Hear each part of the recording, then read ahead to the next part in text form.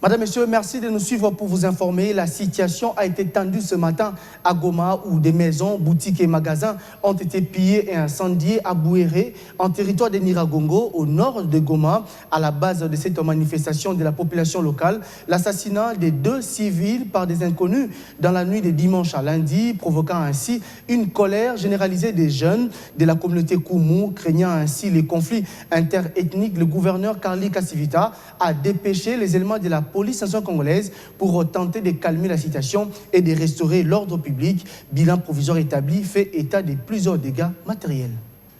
Maisons, boutiques et magasins incendiés et pillés, ainsi que des populations fouillées à leur domicile. Voici en quoi ressemble l'agglomération de Bouréné, en territoire de Nyiragongo, au nord de Goma-Selandi.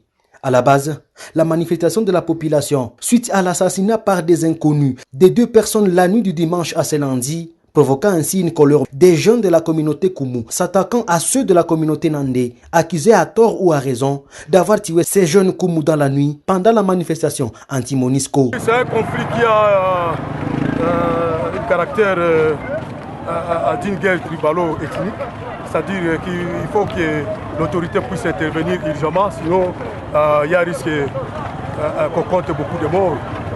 Parce que c'est une situation qui vient de se dégénérer. Vous savez, on a incendié plusieurs maisons hier. Aussi, même vous êtes présents, vous êtes en train d'observer comment on est en train de piller des boutiques et magasins. Pour tenter de désamorcer la situation, le gouverneur de province Karli Nzanzu Kassivita a réuni les membres de ces 2 communautés, les conscientiser afin d'éviter les pires dans cette partie du territoire de Nyiragongo.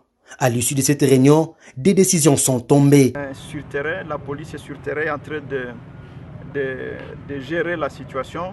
Nous pourrions avoir effectivement le bilan après parce qu'il nous faut d'abord faire la ronde de toutes les alertes que nous avions eues, mais aussi au niveau des hôpitaux, on a quelques statistiques.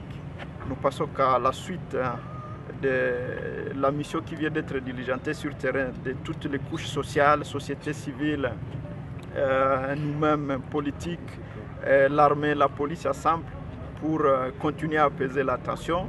Mais aussi nous venons ensemble de décider dans notre réunion récente du comité de sécurité, étant donné que les informations que nous avons dans les manifestants, il y a aussi des civils armés, nous décidons d'ici là, je vais signer ma décision d'ici là pour arrêter toutes les manifestations, même dites pacifiques, parce que nous avons compris que les gens sont en train de profiter de la situation pour créer des incidents meurtriers.